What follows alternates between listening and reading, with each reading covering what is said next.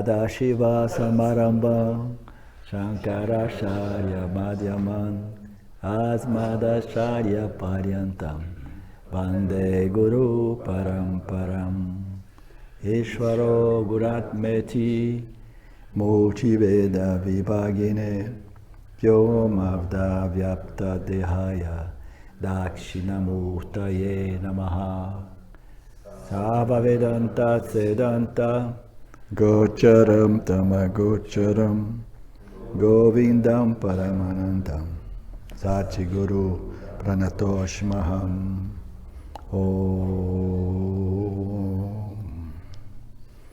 Om Shanti Shanti Shanti Om.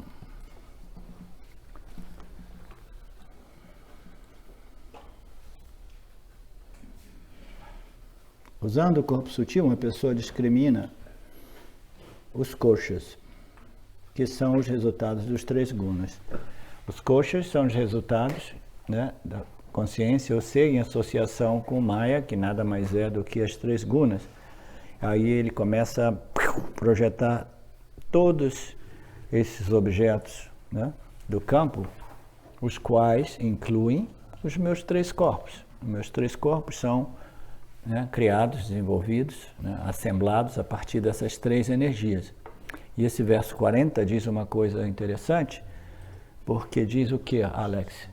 Ele diz que é através do corpo sutil que ocorre a discriminação. Olha aqui, olha só, o Alex está realmente ali, ó, surfando, né, em Sattva, né? Usando o corpo sutil, significa através do corpo sutil, através do nosso intelecto, né, o ser, ou em outras palavras, o indivíduo, né, ele consegue discriminar a sua essência, né, o fator essencial de todos os fatores não essenciais. Você faz essa discriminação através de um dos aspectos não essenciais da sua existência, porque essa discriminação, essa compreensão ocorre através daquilo que não é a nossa essência natural, essencial, que é o corpo sutil, que é o intelecto. Então, utilizando o intelecto, o corpo sutil, uma pessoa discrimina, né, esses fatores não essenciais da minha existência, consciência, o único fator livre, essencial, independente de todas as experiências, né? Alguém tem dúvida a respeito disso? Isso é importante porque a gente não pode, né, simplesmente dizer, ó, que é isso, cara, isso aqui, né, é mítya, é um objeto, eu quero compreender a minha real natureza, né, esse fator que não pode ser negado ou discriminado ou rejeitado, né, a essência, né, o fator essencial, o princípio essencial, eu quero compreender aqui em cima, aqui que eu quero compreender. Eu não quero lidar com essa problemática de preparar o corpo sutil, purificar o corpo sutil, né, lucidar, né, refinar meu corpo sutil, sutilizar, não, não. Vamos direto para o assunto aqui. Não, eu quero compreender aqui, né? Não, é aqui que essa compreensão a respeito da minha natureza como o fator essencial, né, como Satya, em Mithya, que é a compreensão referente à minha real natureza como Satya, pode ser obtida. Não existe nenhum outro veículo de conhecimento que não seja, né, o nosso intelecto. Importante compreender isso. Discriminação é o reconhecimento da nossa natureza, né, transitória, né, ocasionada pelas intermitáveis modificações das 3 gunas, bem como o reconhecimento da nossa natureza essencial. O que é discriminação? É a compreensão e a distinção entre aquilo que é real, sempre presente, jamais modificado, e daquilo que são os atributos, as qualidades, as experiências que não são realmente essenciais à minha existência, né? Elas são ocasionais, elas são, como você disse, Fábio, elas são incidentais, e uma outra palavra também, acessórios, circunstanciais, ocasionais, entendeu? São esses status, né? Circunstanciais, ocasionais, né? Através dos... Pode usar o termo temporário também? Sempre temporário. Tudo que existe, né, em Mithya é temporário.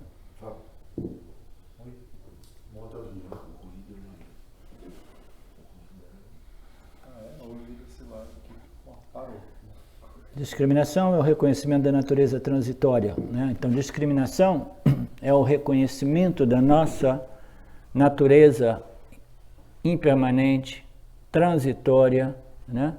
Secundária, não essencial, como a gente queira chamar, tudo isso, né? Reconhecimento, né? A iluminação ou autorrealização é o reconhecimento da minha natureza aparente como Mithya. Todas as experiências estão dizendo que eu preciso realmente entrar em Mithya, analisar a minha experiência em Mithya e compreender que tudo isso são fatores não essenciais à minha existência.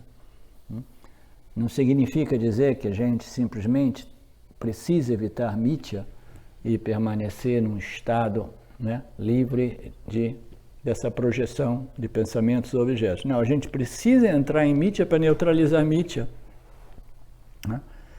A gente precisa reconhecer a nossa natureza secundária, aparente, impermanente, transitória. Por que é importante que a gente compreenda a natureza transitória dessa nossa identidade como Jiva? Por quê? Porque a consciência está, né, firmemente, né, crente, né, identificada com a sua natureza secundária, transitória, aparente.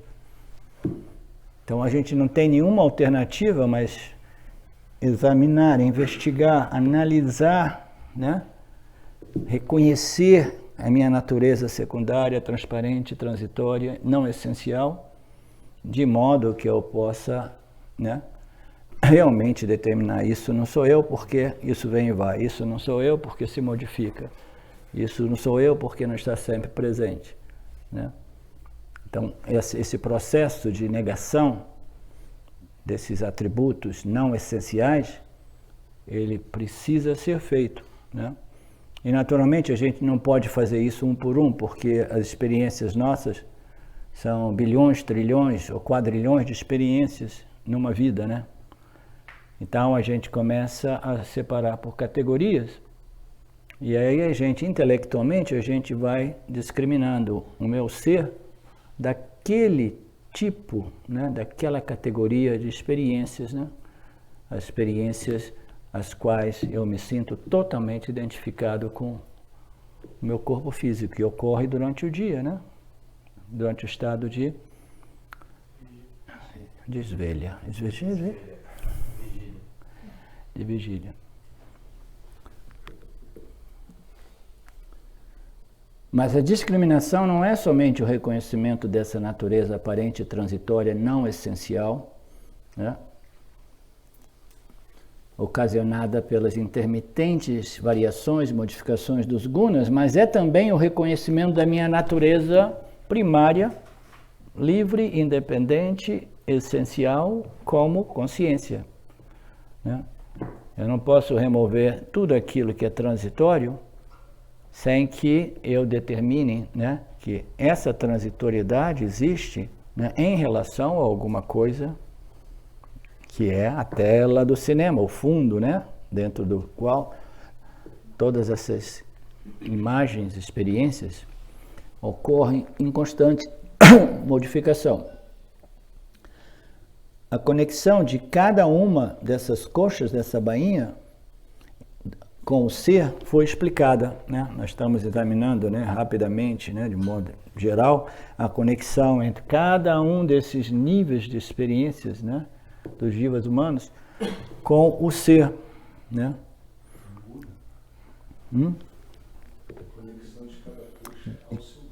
a conexão de cada uma dessas coxas ao seu guna, né, foi explicada. Sim, a gente não entrou muito na análise disso, né? A gente mais ou menos compreendeu que esse nível de experiência aqui é predominado por tamas, esse aqui por rajas, esse aqui também um pouco mais rajas, com um pouco de sattva. Aqui é uma experiência mais condicionada por sattva, né? Aqui mais tamas. Então, não foi tanto o propósito dessa análise. Essa análise foi mais a de determinar e discriminar o relacionamento entre o aspecto não essencial e essencial, né? Mas nós vimos um pouco a constituição dos gunas. Tamas é a fonte da substância do corpo denso. Sattva é a fonte do corpo sutil. Aí ele elabora um pouco mais essas coxas, né? Essas bainhas, né? Através da dominância dos gunas em cada uma desses tipos, né? de experiências, né? Dos jivas. Sattva é a fonte do corpo sutil e dos sentidos. Rajas é a fonte dos sistemas prânicos, fisiológicos e dos órgãos ativos. O próximo verso, a gente vai entrar na negação do corpo causal, né? Que é a discriminação ainda mais sutil. Se já é um pouco difícil realmente discriminar do ponto de vista prático, né, existencial, né? Prático significa efetivo, né? A minha identificação com essa bainha da comida, né, que é o meu corpo físico, ainda é mais sutil, né, e requer uma mente, portanto, mais sutilizada para, né, exercermos essa discriminação. Discriminar eu, né, do meu ego, da minha mente, das minhas emoções, do intelecto, do meu sistema prânico, né, dos meus órgãos de percepção, etc. Então, tudo isso, né, requer uma mente sempre mais sutilizada, né, mais purificada. E agora nós vamos entrar nesse outro aspecto, esse outro fator não essencial da nossa experiência, que é o que ocorre no corpo causal, que é uma discriminação ainda mais sutil, né, que é discriminar eu, consciência, né, dos gunas, né? A gente pode analisar do ponto de vista dos gunas. O livro do James é basicamente, né, uma discriminação entre o ser, né, e os gunas, porque se a gente consegue discriminar o ser dos gunas, então nós estamos, em vez de fazer toda essa discriminação aqui, a gente faz na origem, né, naqueles movimentos, né, inconscientes dessas três energias, sempre em modificação, né, que vão aparecendo aqui como desejos e aversões em nossas palavras, em nossas ações, né, em nossas interações com o campo, nossas identificações, etc. O próximo verso irá discriminar e negar o corpo causal. Verso 41. No estado de Nirvikalpa Samadhi, o corpo causal microcósmico, significa o corpo causal do Jiva, não existe. Agora ele está introduzindo um outro conceito sutil aqui. Ele não está dizendo que no estado de sono profundo o corpo causal microcósmico não existe. Ele está fazendo uma diferenciação entre Nirvikalpa Samadhi e o sono profundo. No estado de Nirvikalpa Samadhi, o corpo causal microcósmico não existe. Então trata-se de um fator inconstante. Então, o corpo causal não existindo, né, é uma ilustração daquilo que às vezes alguns textos dizem, que no estado de sono profundo, quando o prana jiva, né, está presente como esse vritti, né, como esse pensamento eu sou, né, eu existo, né, extremamente sutil, que muitos dos textos, né, ele equaliza como sinônimo da consciência testemunhando, entendeu? Esse estado e essa consciência, essas distinções entre o estado de sono profundo e Nirvikalpa Samadhi. Eu ouvi alguns textos, algumas aulas do Paramarthananda, que ele faz essa distinção muito sutil, né? Que muito provavelmente esse verso serve ao propósito de tentar, né? Professor, Sim. não tem aí também essa distinção quando ele fala assim, o corpo causal microcósmico não existe, porque no âmbito do sono profundo, do Nirvikalpa Samadhi, só está tendo essa experiência indiferenciada, porque o que eu entendo é que essa ponta do triângulo que a gente faz é só uma coisa para dizer assim, é o aglomerado de vasanas que é endereçado àquele jiva específico, mas não existe uma diferenciação real entre o corpo causal microcósmico e o macrocósmico, né? Tá tudo nessa massa indiferenciada. Assim. Sim, existe, mas existe, né? Porque quando nós entramos num estado de sono profundo, por exemplo, né? Ou eu estou ali assim, existe tudo que existe como potencial, existe ali, mas existe a minha conta kármica, onde as minhas vasanas são exclusivamente depositadas, né? Como as minhas predisposições, propensidades, né? Tendências, desejos e medos em suas composições, né? Sementes potenciais, né? Mas essa individuação, ela só é conhecida quando a gente está Sim. em vigília ou sonhando. Sim, do mesmo modo que o trajeto da alma, né, ela é mais claramente identificada como eu estou, né, migrando no estado de vigília. Mas ainda assim, essas vasanas, o corpo sutil, sem, né, associação com o corpo físico, ele ainda assim mantém a sua, como é que é a palavra que você usa? Individuação. É bacana essa palavra, individuação, em vez de individualidade. Qual é a diferença entre individualidade? Não, é individuação que eu pus como verbo, assim, né? Individualização, acho que O processo de individualização. É mais preciso? O Fábio fala umas palavras bacanas, o Alex também, né? Eu tenho que tomar cuidado para não virar papagaio. Particularização, vamos dizer assim. Aquilo que é sem partes é conhecido como tendo partes. Sim, nesse sentido. O sentimento de individualização é um sentimento de to own, né? Propriedade do meu senso de existência, da minha. Como a gente sabe, uma criancinha de 1 ano existe, mas ela ainda não se apropriou, ela ainda não começou a pensar que eu sou, né, esse corpo, essa mente, e eu sou separado e distante dos outros objetos, né?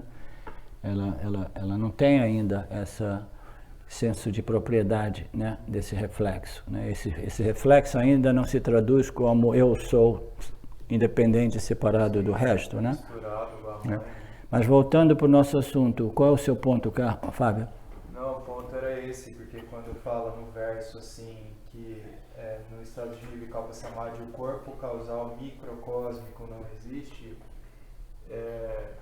por conta de algumas coisas, até de como o James fala, às vezes de uma maneira ou de outra, eu ficava com esse entendimento, que eu queria saber se está de acordo, porque como a experiência é indiferenciada no nível do corpo causal, então, como eu estava falando na representação gráfica, a pontinha do triângulo não é que é de fato um meio de experiência individual, mas é só o aglomerado de vasanas que é endereçado à conformação da experiência daquele. Sim, eu diria que sim e não, porque todos nós temos os nossos subconscientes, a nossa mente inconsciente, no micro e no macro. O micro existe dentro do contexto do macro, só o meu subconsciente, por exemplo, teve um período da minha vida que eu tive tantas coisas, né, que estavam fervendo dentro do meu inconsciente, que eles vieram fora, né, de forma violenta, né? Então, a todo aquele conteúdo, né, que foi, né, eliminado, que foi, né, jogado para fora, ele pertencia ao meu inconsciente, entendeu? A consciente do trajeto da minha alma individual, né? Então, existe na alma, eu gosto de dizer, a alma individual, que ela não tem o senso objetivo de que eu existo, mas ela ainda ela ainda contém esse senso, entendeu? de propriedade ou de individualidade, ela pertence ao Jiva, ela pertence a essa conta kármica do Jiva, são as vasanas desse Jiva que precisam, né, de um outro medium, veículo, de modo que elas possam ser dadas continuidades, né, de trabalho. Né? Então existe uma individualidade do ponto de vista da alma. Que é essas vasanas e sempre a karma específico a você. Pertence a nós. Teve já alguma coisa que você mesmo falou, e o James também, assim, do corpo causal ele ser um meio permeável, assim, poroso, né? Sim. Tem uma explicação dele também falando dessa... a nível subconsciente tem um nível de interferência, sim, assim, né? Então, isso talvez explique aquelas coisas de símbolos universais, tudo é conhecido no corpo sutil. Existem muitas coisas que o Vedanta diz e a gente precisa de contextualizar, porque são coisas válidas, importantes ser ditas dentro de um certo contexto, né? Aí a gente tem que ficar, né, vendo em quais contextos determinadas coisas são relevantes, né? Nesse caso, eu não li ainda esse comentário, mas a minha impressão, se eu não estiver enganado, é que o Swami Vidyaranya, ele começa a fazer a distinção entre o ser, né, e o Pranya-jiva. Além do Pranya-jiva, ele vai discriminar o ser do estado de Nirvikalpa Samadhi, porque ele começa já do Nirvikalpa Samadhi. Agora a análise de discriminar o corpo causal como um fator não essencial, né? Mas em vez de ele iniciar se referindo ao estado de sono profundo, ou prânia, ele inicia falando o estado de Nirvikalpa Samadhi. Então eu penso que ele fará essa distinção sutil entre o estado de Nirvikalpa Samadhi e o corpo. Eu estou curioso de ver aqui o que ele vai dizer. Eu não lembro essas coisas, embora eu tenha lido esse texto já diversas vezes. Eu tenho uma memória fraca, Gustavo, é por isso que eu vou precisar que você e o Fábio estejam sempre presentes, né, em seminários. E o Alex, como uma biblioteca sofisticada da língua portuguesa. Vocabulário. Todo o seu ferramental. Ferramental. Recursos.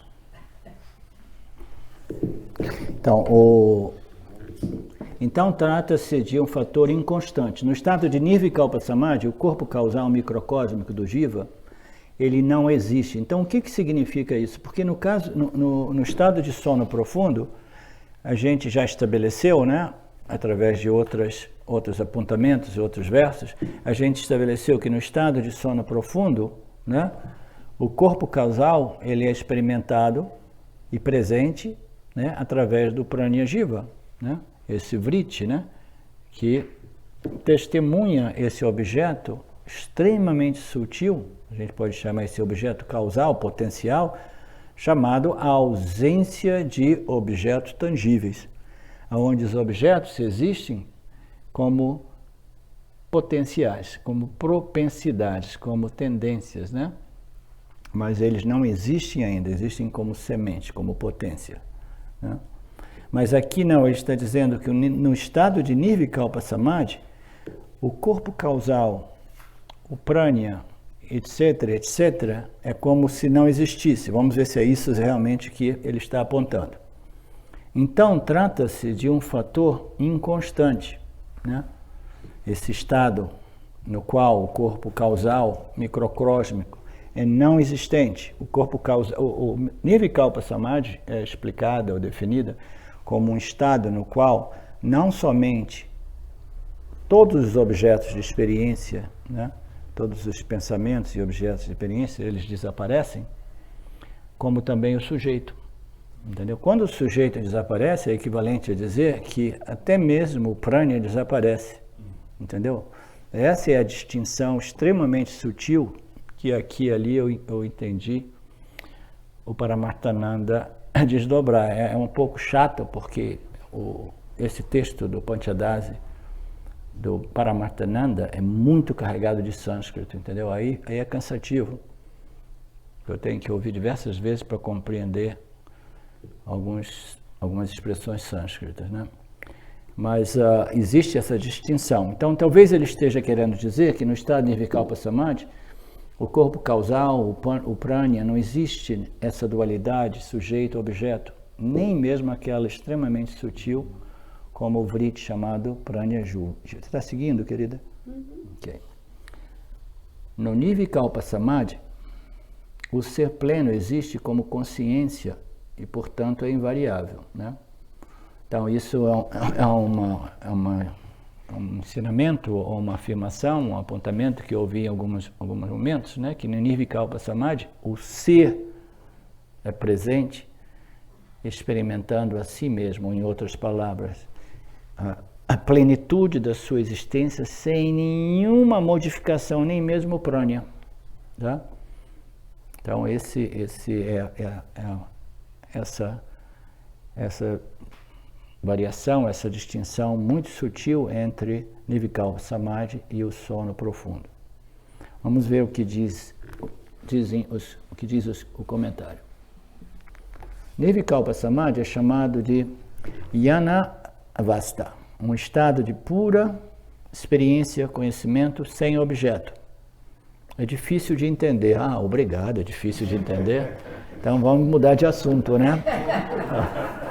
Essa história de que esses ensinamentos eles são além da compreensão do intelecto humano, eu sei, ok, então vamos falar de futebol, falar de alguma coisa de arte, né, de política.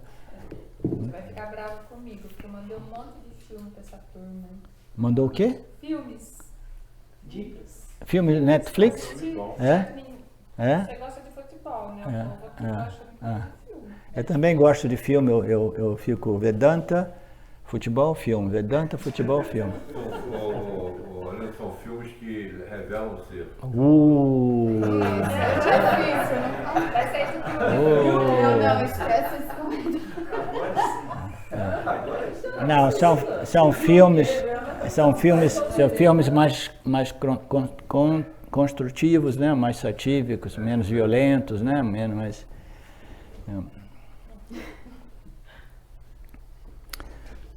Nirvikalpa Nirvikalpa Samadhi é chamado Jnana Avastha. Avastha, tá certo, Gustavo? Avastha. Ó, o acento é no final. Como é que eu vou memorizar essas coisas se é Avastha, Avastha? É por isso que eu preciso da sua memória comigo sempre. Nirvikalpa Samadhi é chamado de Jnana Avastha, um estado de pura experiência, conhecimento, sem objeto. É difícil de entender, é um estado em que o corpo causal, o Anandamaya Kosha, está ausente. Não é um estado de vigília, porque não há pensamentos, não existe nenhuma vikalpas para produzir experiência, né? O pensamento produz uma experiência, e não há um mundo externo para se experimentar, porque nós estamos, né, com os nossos órgãos sensoriais, instrumentos sensoriais, tudo suspenso. Não é um estado de sono, opa, agora ele vai começar a diferenciar o sono do Nirvikalpa Samadhi. Talvez dessa vez, Fábio, a gente vai compreender. Vamos lá. Né? Não é um estado de sono, porque no sono existe a autoignorância. Existe o jiva, né, em seu status de prânia jiva, em total ignorância. Total ignorância, não existe nenhum reflexo, nenhum objeto, nenhum pensamento, mas existe esse vriti, eu sou, né, essa modificação na consciência chamada o prânia. Aí ele diz aqui que não é um estado de sono, porque no sono há autoignorância. Portanto, somos obrigados a concluir o conhecimento inferencial. A gente não pode compreender diretamente o que ocorre aqui, porque os nossos médios de conhecimento, o intelecto, etc., nós não acessamos o causal. O causal, ele causa esse efeito chamado sutil e o físico. o causal é sempre mais sutil e sempre permeia o mais denso. Agora, o mais denso jamais permeia e objetiva o mais sutil. Mas ainda assim, nós podemos inferir o que ocorre em Maya, né, através daquilo que nós chamamos de conhecimento inferencial. O autoconhecimento não é conhecimento inferencial, mas nós utilizamos de conhecimentos, análises baseadas em conhecimentos inferenciais, para remover as noções, né, equivocadas a respeito de nossa real identidade e natureza. Né? A gente utiliza esses instrumentos inferenciais, lógica, analisando a experiência. Então ele diz, não é um estado de sono, porque no sono não há autoignorância. Portanto, somos obrigados a concluir que o ser, a consciência ilimitada, não é um estado. Não é um estado de sono, porque no sono há autoignorância. Okay? No estado de Nirvikalpa Samadhi não existe ignorância, é o significado implícito aqui. Né? Portanto, somos obrigados a concluir que o ser consciência limitada não é um estado, mas sim a consciência invariável da presença e ausência de qualquer estado, bem como de todos eles. Né? Então vamos ver se a gente decifra bem isso. Primeiro ele diz que não é um estado de sono, porque no sono existe autoignorância. Então, o sonhador, ele não é consciente de si mesmo. Então, o significado implícito é que em Samadhi, a consciência é consciente de si mesmo, porque está fazendo uma diferenciação. Né? No estado de sono, né, existe somente autoignorância. Né? É como se o ser estivesse velado, né, através de Maya ou Tamas, e não existe nenhuma consciência, não existe nenhum brilho, não existe nenhum reflexo. Então, a distinção talvez seja essa. Não é um estado, porque no estado do sono existe somente autoignorância. No estado de Nirvikalpa Samadhi não existe autoignorância. Somos obrigados a concluir que no estado de Nirvikalpa Samadhi, o ser consciência limitada não é realmente um estado. O famoso Turiya, né? Não é realmente um estado, mas sim a consciência invariável da presença e ausência de qualquer estado. Olha a sutileza, a gente já não está falando mais dos objetos inerentes aos seus respectivos estados. A gente está falando da consciência invariável, né, que testemunha a presença e a ausência dos três estados. Né? Então, no Nirvikalpa Samadhi seria a consciência, existência, que jamais se modifica, né? Que testemunha a presença e a ausência desses três estados, bem como de todos eles. O que ele quer dizer ali com bem como de todos eles? Sabe que não tem estado nenhum. Hã? Todos os estados. Todos os três estados. De cada estado, de todos os estados. Vamos ver se ele vai nos presentear com um pouco mais de elucidação sobre o Nirvikalpa Samadhi. O Nirvikalpa Samadhi, que será discutido mais adiante. A gente não tem tempo, cara. São 1700 e tantos versos, a gente está ainda no início. Agora, quando chegar a história do Nirvikalpa Samadhi, a gente nem vai lembrar que a gente queria saber disso. O Nirvikalpa Samadhi, que será discutido mais adiante, aonde, em que página, qual capítulo? Eles nem dizem isso. Será discutido mais adiante, é um estado de total absorção no ser como o ser. A gente tem que adicionar como ser. É um estado de total absorção no ser como o ser. Esse tipo de assunto é perigoso, porque aí todo mundo fica assim... eu quero experimentar Nirvikalpa Samadhi, eu vou me tornar um yogi. Aí eu vou poder... Gruda no chão que na Ravana. Aí eu vou poder validar todos esses conhecimentos teóricos e intelectuais do Vedanta. É um pouco perigoso fazer propaganda de Nirvikalpa Samadhi, né, Samvide? Você que já tem uma sadhana, uma vassana grande, né?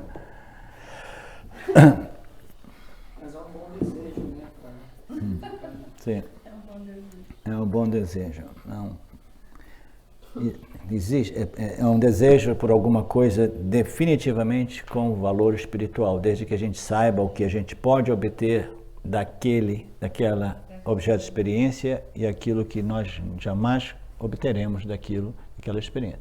O autoconhecimento jamais pode ser obtido através do Nirvikalpa Samadhi.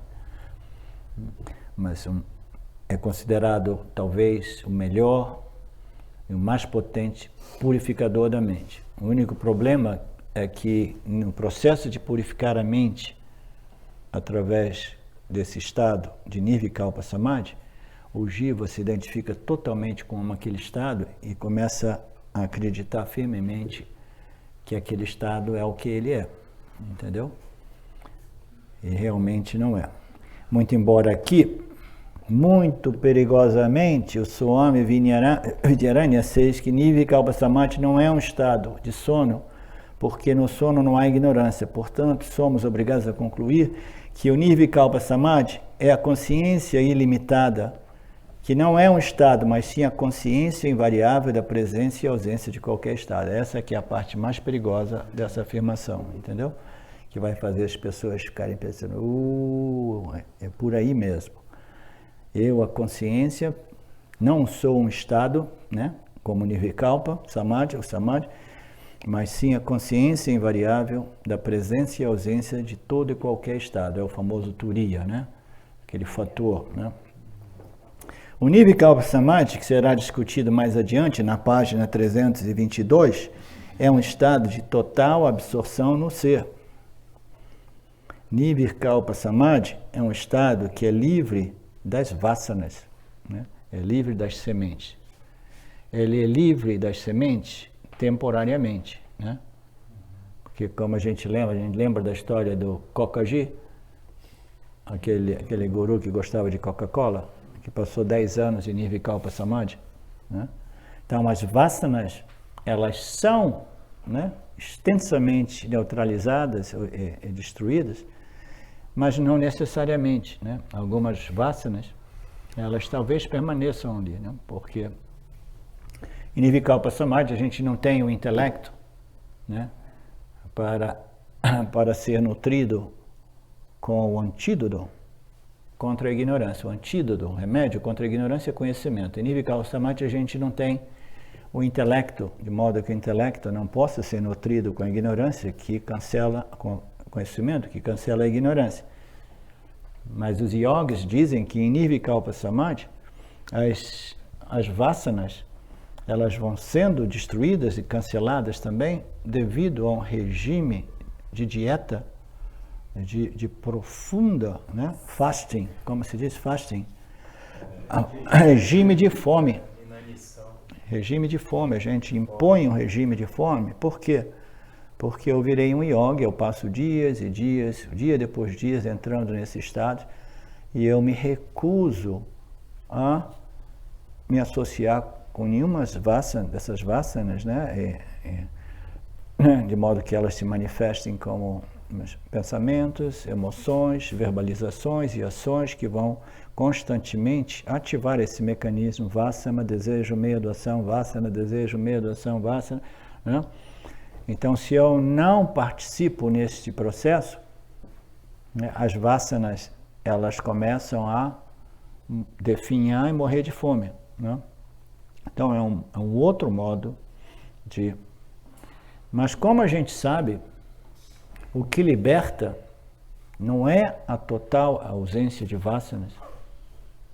O que realmente liberta é a presença de vasanas fundadas no autoconhecimento. Entendeu? Porque não basta você dizer assim, ok, agora eu experimento nada, e nada, e nada, e nada, até que eu fique convencido de que a minha natureza é o nada. Né? É uma experiência. Essa experiência de que a realidade é o nada, é o vazio, a vacuidade, etc., etc., é uma experiência que realmente não preenche, não satisfaz, não libera o indivíduo. Tanto é que ele não consegue viver fora daquele estado de Nirvikalpa Samadhi. Toda vez que ele sai, ele se sente limitado. Limitado pelos objetos que aparecem, né? E os pensamentos que começam a aparecer aqui de novo, né? Então, não liberta. O que nós precisamos não é um corpo causal, né, livre, né, completamente livre de vasanas, né, de tal modo, né, que eu praticamente não, quase que viva num estado de constante meditação, sem pensar em nada, etc, etc. Porque isso não é libertante. O que liberta é o quê? É o conhecimento firme, claro, sempre presente a respeito da minha natureza como, natureza não dual, como ser, consciência, não vazia, mas plena, inteira, completa. Plena de quê? De si mesmo, de eu mesmo, né? Eu sou pleno, completo, como consciência, né? Aquilo que ilumina e revela todas as experiências aqui, aqui, aqui, aqui e aqui, né? Esse é um verso legal porque está entrando um pouco no Nirvikalpa Samadhi, que é um tema. Será que foi nesse estado que me veio na mente que o Ramana Maharishi ficou no Nirvikalpa Samadhi 20 anos e depois o próprio Brahmaji, o senhor Brahma, né, Brahmaji, deu a instrução para ele, ele se libertou? Poderia? Ninguém sabe exatamente o que ele fez durante aqueles 20 anos, mas se você vai lá no Ashram, tem a descrição numa parede enorme, linda, maravilhosa. Ele, né, em retrospectiva, descreveu a epifania dele quando ele teve 17 anos. Quando você lê aquilo ali, fica claro e evidente que ele, através daquela experiência perto-morte, experiência, né? Experiência quase-morte, através daquela experiência, ele eliminou todos os fatores não essenciais e extraiu o conhecimento do fator essencial da sua existência, que jamais morre, intuitivamente, como uma criança, sem nenhum conhecimento de escritura, nunca teve. Naturalmente, o conhecimento existia, né, de nascimentos anteriores, é por isso que intuitivamente ele apareceu na mente dele e ele discriminou, né, os elementos, os fatores essenciais, o fator essencial de todos os outros fatores do corpo, né. Então ali diz que ele explica, né, muito. Se a gente for na internet a gente acha. Você bota. Ele descreveu, tem a essência da iluminação, como ele descreve. Tem aquela fotografia ou tem o texto, não? Não, o texto. É. Então é muito bacana de ler. Explica exatamente o que a importância às vezes dessas experiências, né? Essas experiências, elas podem servir como container, como recipiente no qual eu posso extrair o autoconhecimento. Agora, o problema é que essas experiências místicas, quase sempre, elas não servem como um recipiente, né, no qual eu possa extrair esse conhecimento. Por quê? Porque uma experiência mística é tão boa quanto a interpretação minha da experiência. E como a gente interpreta as nossas experiências? Através de nossas vasanas. E nossas vasanas, elas contêm um pouco de conhecimento e um pouco de ignorância. Então, de modo que a gente possa extrair o conhecimento dessas experiências, que são, né, indicativas, né? A gente precisa de ter vasanas espirituais fundadas nesse conhecimento das escrituras, que nos permitam identificar e ver, yes, you know. O Ramana já tinha, né, embutido, né, no corpo causal dele de nascimentos anteriores, porque quase que invariavelmente as pessoas têm essas experiências e as pessoas as interpretam de acordo com suas vasanas, e aí eles apresentam como esses são os meus ensinamentos, que nada mais é do que as minhas próprias interpretações de algumas experiências místicas, não duais, etc, etc, né? Não, no Vedanta nós apresentamos um ensinamento completo que não é originado ou produto do intelecto do Jiva ou das experiências místicas do Jiva. Ele é um conhecimento revelado por Ishvara e que nós, na medida do possível, a gente tenta mantê-los mais livres de nossas interpretações e sobreposições possíveis.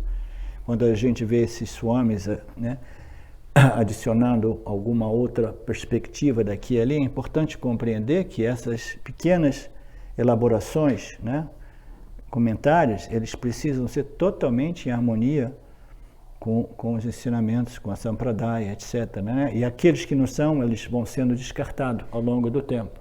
A gente tem que ter muito cuidado, né, Fábio? De não ficar... Né? É melhor a gente dizer, não, eu não vou especular porque eu não sei, do que começar a adicionar nossas interpretações. É isso que faz do Vedanta, esse conhecimento que sobrevive, né? O tempo, né? Por que a gente está falando disso? Por causa da sua pergunta, né?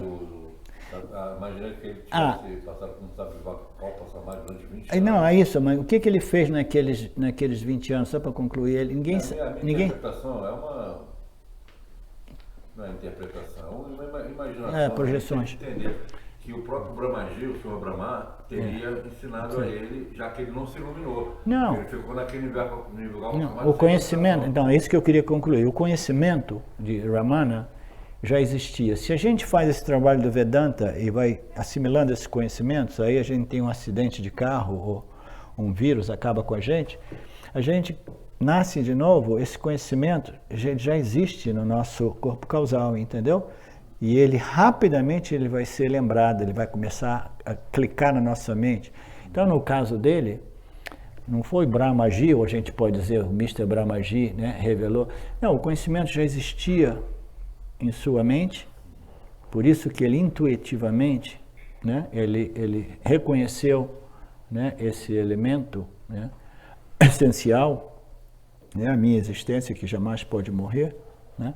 E o que ele fez depois disso, ninguém sabe, ninguém vai saber. O que ele realmente fez naqueles 15, 20, 30 anos nas cavernas, como a gente pode saber? A gente sabe, né, através dos relatos, que ele estava num estado que parece ser um estado de profundo samadhi, né, porque ele passava muito tempo sem comer, sem beber, ao ponto das suas pernas, né, de negligenciar o corpo, né? Ele, a vida toda, ele teve todas essas cicatrizes na coxa porque a perna dele se colou com o chão, né? Os insetos foram corroendo, etc. Então, a gente infere que, através desses relatos, que ele estava num estado de total absorção no ser, que é Nirvikalpa Samadhi, né? E o que... Além do Nirvikalpa Samadhi, não existe outro. Hã? Além do Nirvikalpa Samadhi, não existe outro estado. Assim, não, experiência, né? O Nirvikalpa Samadhi é um estado de experiência, né? É um estado mental, né? Que aqui está sendo descrito até mesmo como não um estado de experiência, mas o ser experienciando a sua plenitude, né? É total absorção no ser como o ser que está sendo descrito. Então esse é um estado espiritual, né? Muito elevado, né? Que não é sinônimo de autoconhecimento, okay? Portanto, a gente precisa de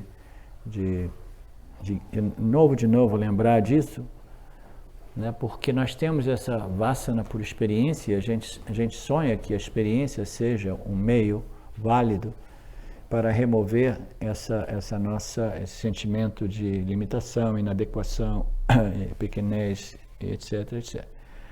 Aí a gente vai pulando de experiência até chegar em Nirvikalpa Samadhi. Aí a gente precisa, né, analisar, né, essas experiências objetivamente e observar, né, que na verdade os indivíduos não estão libertos, muito embora eles acreditem que aquilo seja a libertação.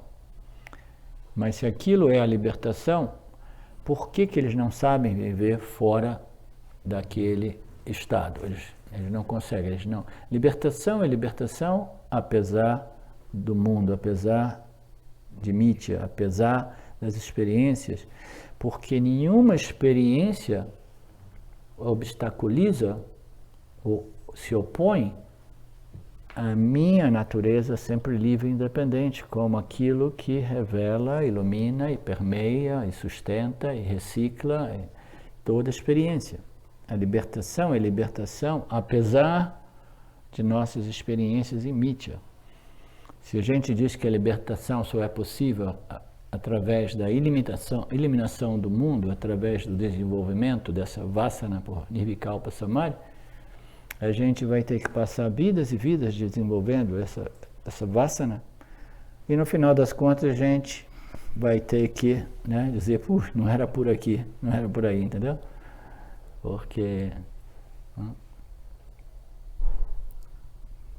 mais ou menos isso. Sim, Fábio. Tem essas elaborações místicas que eu entendo que tem um sentido assim, talvez de tornar mais didático algumas, a autorrealização, às vezes que nem o Cardoso falou, né, o Brahmaji. Então o Gustavo outro dia trouxe isso também, a gente estava falando disso no intervalo. Essa ideia de que há uma loca superior, onde vem Brahman como uma entidade, né, ensinar e tal. Mas, ao mesmo tempo, eu já vi o Paramarthananda também falando de Brahmaji como sinônimo de autoconhecimento. Então, quer dizer, o Brahmaji é como se fosse o Brahman no Jiva, a constatação do Jiva, que ele não é diferenciado de Brahman. Sim. Não, esse Ji no final não significa Jiva, a propósito, né? Mas é importante que... Não, Ji é um diminutivo. É um carinho, uma forma carinhosa de se relacionar ao Guru, né? Guruji, né? Mas todas essas construções, né, mais místicas, esotéricas, etc., são construções que eu, dentro, né, dessa linhagem ocidental, né, dos Gêmeos, eu procuro evitar. Eu procuro evitar e desmistificar, porque elas causam tanta confusão, elas têm essas conotações de tempo, espaço, experiência, entendeu? Relacionamentos, etc, etc. Então, não existe um Brahmaji que transmitiu esses conhecimentos. Ao mesmo tempo, existe sim Brahmaji que transmitiu os conhecimentos a Ramana, porque tudo é somente o ser, a consciência, entendeu? Revelando todos os objetos, inclusive os objetos de conhecimentos, né? A essa luz refletida chamada Jiva. Então tudo é Brahmaji, mas quando a gente começa a ver essas construções, a gente começa a dizer, eu fui lá e encontrei Brahma em Costa Loca, isso e aquilo. Não existe simplesmente o ser aparecendo como Ishvara, entendeu? E através de Ishvara, ele projeta e ele mantém, sustenta, recicla tudo isso, né? Ele vai redesenhando os nossos corpos sutis, a gente vai, né, cultivando, desenvolvendo mais sattva, aí de acordo com os nossos méritos kármicos, a gente desenvolve uma mente capaz de investigar e compreender a nossa natureza, né, como Mr. Brahmaji, né? A gente desenvolve a capacidade de compreender Ishvara como o Lorde desse universo aparente e Brahmaji como a minha essência, né? A minha natureza essencial, que é a essência de Ishvara, Jiva e Jagrata, do inteiro universo. Tá? Então não é que existe Ramana e Brahmaji como duas entidades separadas, porque Ramana é Brahmaji porque ele reconheceu a sua natureza como aquele fator essencial, entendeu? Aquele fator que não pode ser removido ou descartado. O Guruji. Nagarji. Pode interpretar como o próprio Brahmaji nesse momento, ensinando sobre você agora. Naturalmente, tudo é a consciência. A consciência permeia tudo, permeia cada um de nós, cada um dos três corpos, né? Ele permeia tudo, né? E ele permeia Ishvara, né? Ishvara é essa inteligência que né, constrói, sustenta, que fornece, né, essas revelações, né? Esse conhecimento é revelado essencialmente pela consciência através de Ishvara para os jivas, né? em busca, né? Aí depois ele vai, através de outros jivas, né, propagar. Tudo é Ishvara, tudo é a consciência. Entendeu? Consciência pervade tudo, não existe separação ou distância entre o jiva, não importa o quanto auto-ignorante ele seja, ele é jamais não separado da consciência. Mas a mente de um jiva muito grosseiro, denso, é totalmente incapaz de reconhecer e compreender a sua natureza como, né, não separada de Ishvara e de Brahmaji. Mas somos todos já, né, essa Brahmaji, esse princípio essencial, livre e independente de todas as experiências, né? Sim, Felipe? Quando a gente tem alguma experiência, a parte do jiva que interpreta ela como boa ou ruim é a vassana, né? Nesse sentido, o corpo sutil, a memória influencia em alguma coisa? E é possível deliberadamente a gente interpretar a experiência diferentemente? Sim, não, é possível, isso é um bom ponto. Quando nós temos uma experiência, fundamentalmente ela está sendo interpretada por nossas vassanas, né? Então, nós somos entidades experienciadoras, né, operadas por nossas vassanas. Mas esse mecanismo não é 100% automatizado. Por que nós não somos um mecanismo autônomo, automático? Né? Por quê? Porque nós... Por causa do intelecto. Porque nós temos o intelecto com uma capacidade, né, de escolha, de determinação, de discriminação, discernimento, de tal modo que eu posso examinar essas vassanas, essas ideias, noções, preconceitos, etc., entendeu? Tendências, né? Biases, como a gente diz. Como a gente diz bias? Bias? São desvios. Não, desvios. Yeah. Então, nós temos o intelecto que nos permite revisar essas vassanas, as quais eu interpreto na minha experiência, né? Então, nós não somos construções extremamente, somente, absolutamente mecânicas, né, movidas em automático, né? Nós temos. Então, se você tem uma experiência, como é que você vai interpretar essa experiência, né? Se você utilizar dos files, né, dos arquivos, você tem uma experiência completamente nova. Você leu um pouco sobre isso, né? Você tem uma experiência totalmente nova. Você não tem nenhuma memória derivada de uma experiência semelhante àquela, né? Então você vai interpretar essa experiência de acordo com o que você leu ou ouviu dizer de outros, né? Então você está reciclando informação, né, para interpretar essa experiência. Então qual é o melhor modo de interpretar uma experiência? É alimentando, nutrindo a sua mente com os conhecimentos espirituais revelados por Ishvara, de tal modo que a gente possa interpretar corretamente as nossas experiências, tanto neste nível, como neste nível, como neste nível. Entendeu?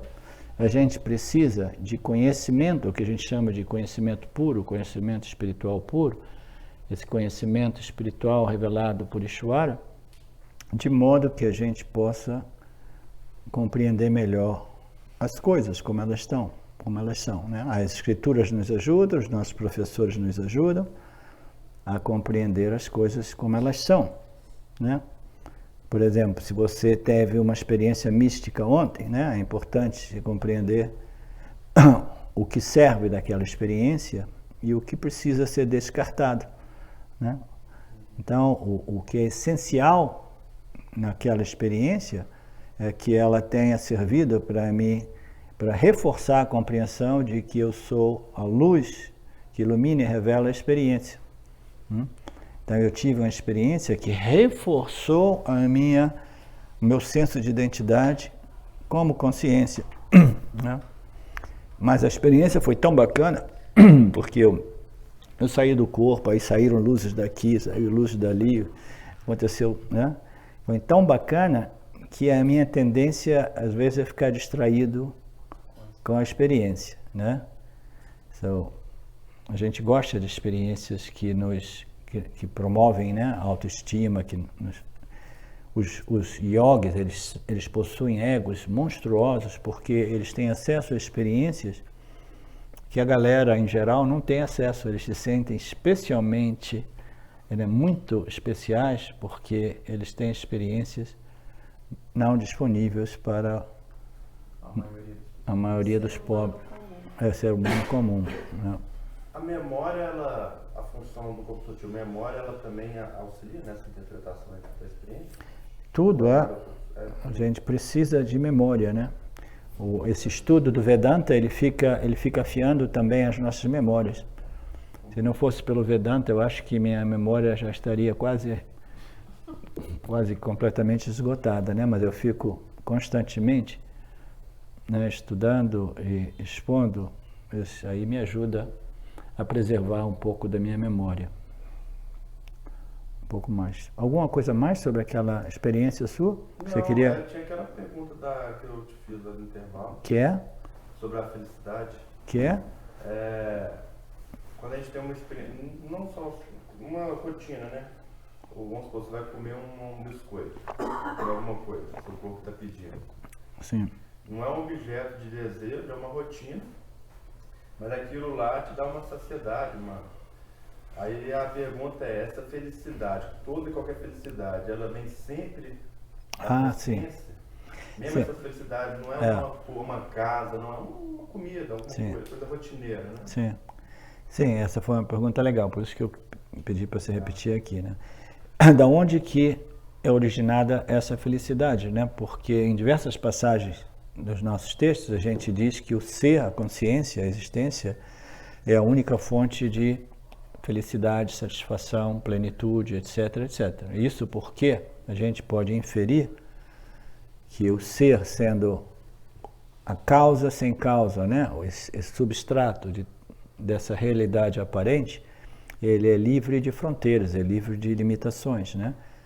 E através das realizações, né, do autoconhecimento de todos os jivas antes de nós, e das declarações deles e as declarações dos Upanishads, né, a gente ouve dizer que esse reconhecimento dessa natureza, né, livre de limitação, ela resolve o medo de insegurança, medo, insatisfação, desprazer do jiva, né? Então a gente diz que a real fonte de felicidade e satisfação é o ser, mas ao mesmo tempo a gente diz que o ser não é uma entidade experienciadora, né?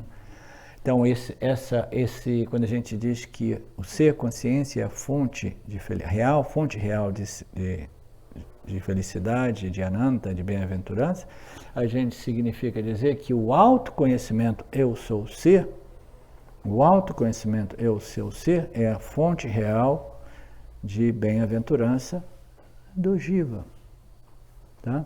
O que isso significa dizer? Significa dizer que ananta, que esse sentimento de satisfação, confiança, paz, contentamento, entendeu? Ele ocorre no intelecto do jiva como subproduto desse conhecimento firme, claro, livre de qualquer dúvida. Eu sou a consciência ilimitada, livre de qualquer limitação, né? Nada pode ser adicionado ou subtraído de mim, nada me afeta, etc. Então, esse conhecimento que ocorre no intelecto do jiva resolve a mente do jiva, o intelecto do jiva, de tal modo que ele pode curtir esses prazeres, sejam eles físico-materiais, como a comida, até mesmo como sexo, como qualquer nível de experiência humana, ele vai desfrutar e curtir de tudo isso, porque essas experiências, que se falou, mundanas, naturais, etc., etc., entendeu? Desde que elas não sejam compulsivas, vinculativas e adármicas, mas que sejam experiências, né, dármicas, naturais, partes da nossa humanidade, etc., a gente não precisa nos negar de nenhuma dessas experiências, né?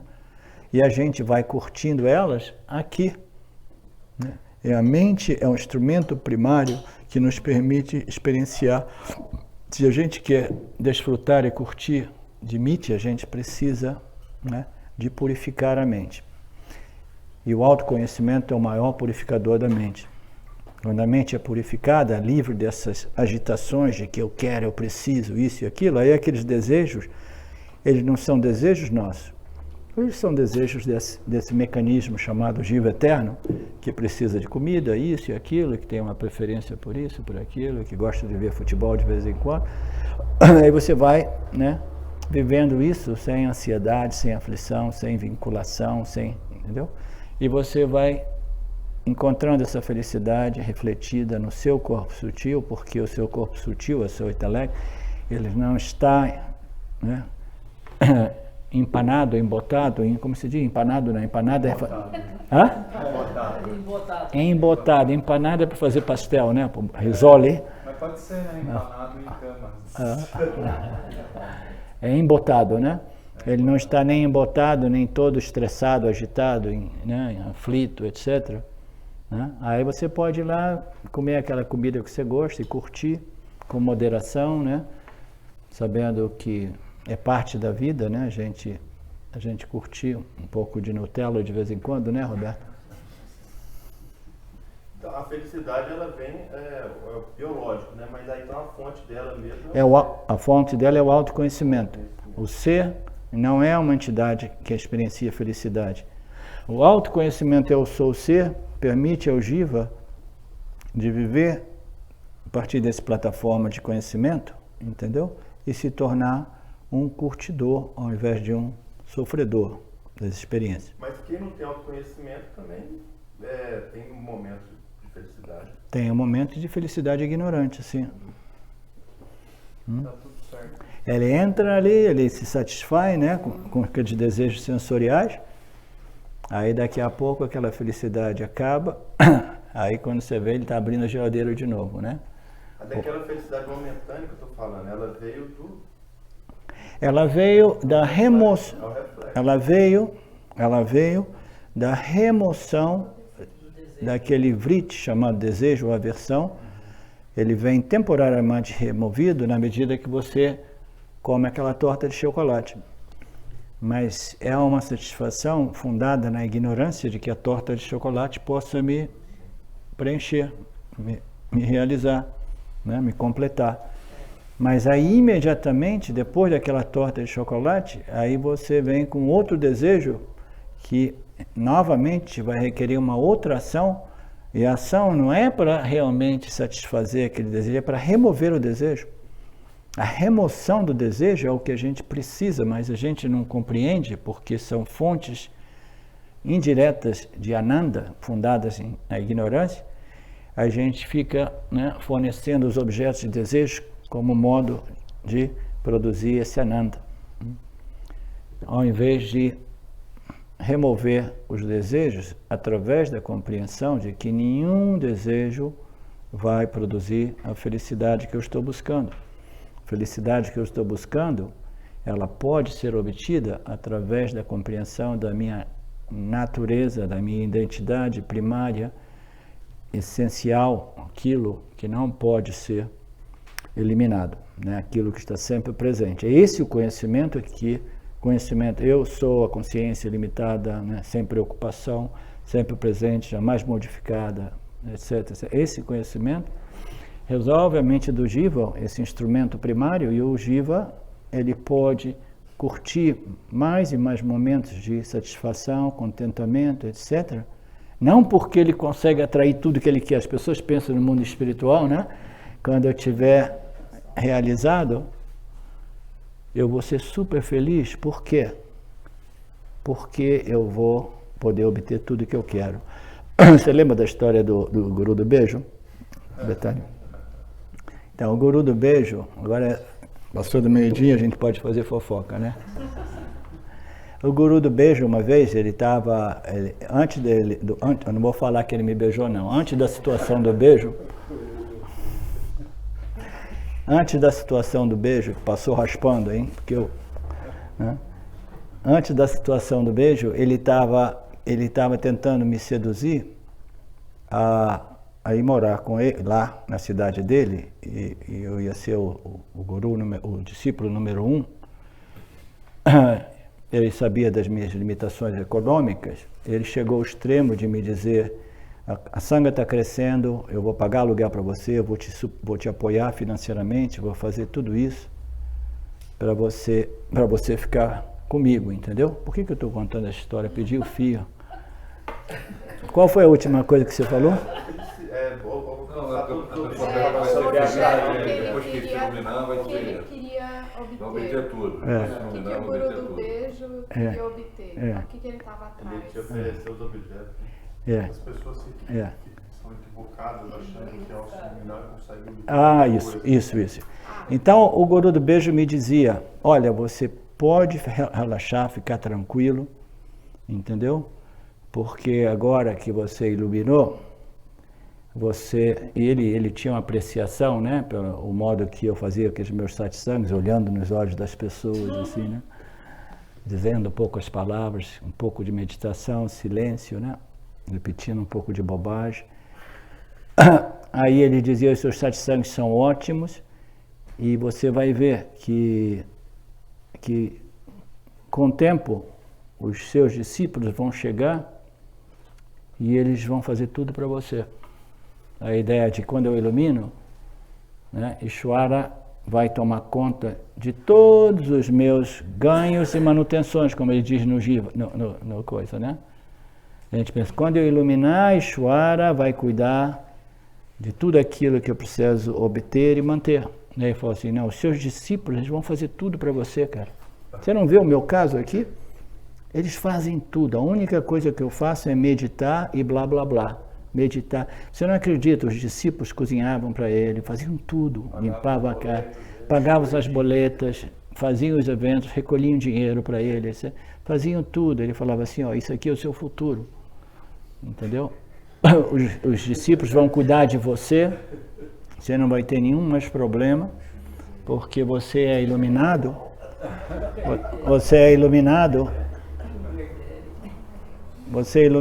aí você vai poder ter tudo aquilo que você precisa ter.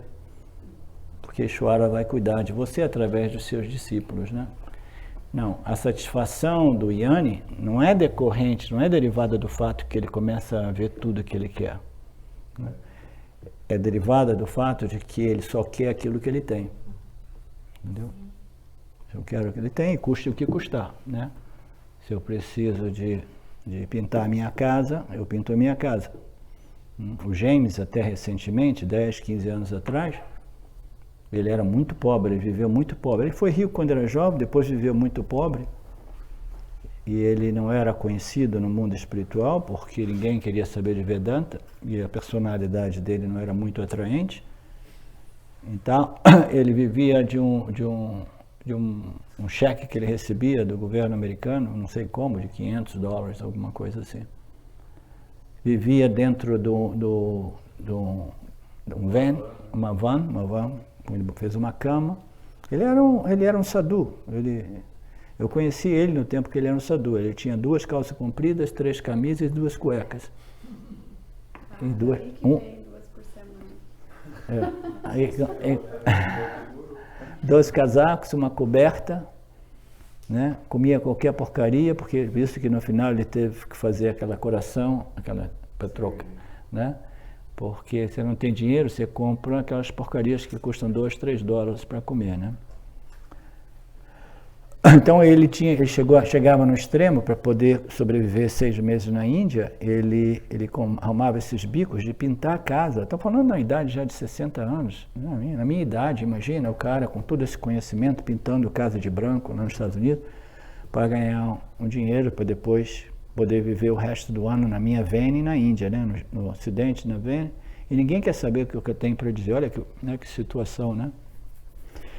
Então, esse autoconhecimento, ele não necessariamente resolve, a gente não consegue ver tudo que a gente tem, entendeu? Essas são questões, talvez a gente possa dizer kármicas, né? Kármicas. Como o Balsekar, Ramesh Balsekar, o discípulo número 1 de Nisargadatta Maharaj, o discípulo que se tornou mais importante, ele chegou no final da história, né? Chegou lá, ele se tornou um dos tradutores. e depois ele se autorrealizou e continuou propagando, né, as suas compreensões. Os ensinamentos dele são ainda muito inferiores aos do Nisargadatta Maharaj, né? Mas ele naturalmente tinha sempre um pouco de conhecimento, e um dos conhecimentos dele era que você não é o fazedor. Ele batia nessa tecla, você não tem livre-arbítrio, você não é o fazedor, mas ele usava isso fora de contexto como uma resposta padrão, né? Qualquer pessoa chegava lá, não, você não é o fazedor, não existe nada que você possa fazer, entendeu? Você já é iluminado, vai para casa, vive a sua vida, entendeu? Não existe nada que você possa fazer, porque a chave aqui é você saber que você não é o fazedor. Muito provavelmente ele se realizou através daquele mecanismo, entendeu? E ele repetia isso constantemente. Na primeira vez ou segunda vez, eu fui 2 vezes encontrar o cara. E eu não gostei, porque não que eu não compreendesse o fato de que ele não tinha o ensinamento, mas porque ele virou para mim e falou assim, olha, se você pensa que a iluminação vai resolver os seus problemas, esquece, cara. Seus problemas vão permanecer os mesmos. Você vai continuar tendo problemas de relacionamento, vai ter problemas, né, de pagar aluguel, pagar as contas, todos os problemas, né, relevantes, né, a sobrevivência do jiva, problema de saúde, doença, as adversidades, né?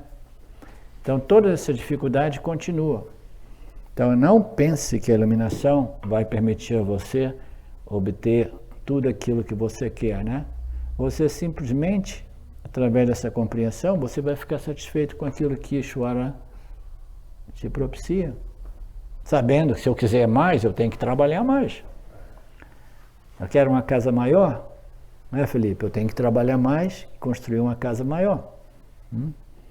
Mas se eu digo, não, tudo bem, uma casa pequena, então eu não preciso, né, de me perturbar aqui, de ficar todo, né, agitado e corre para cá, corre para lá, mais dinheiro, mais, né?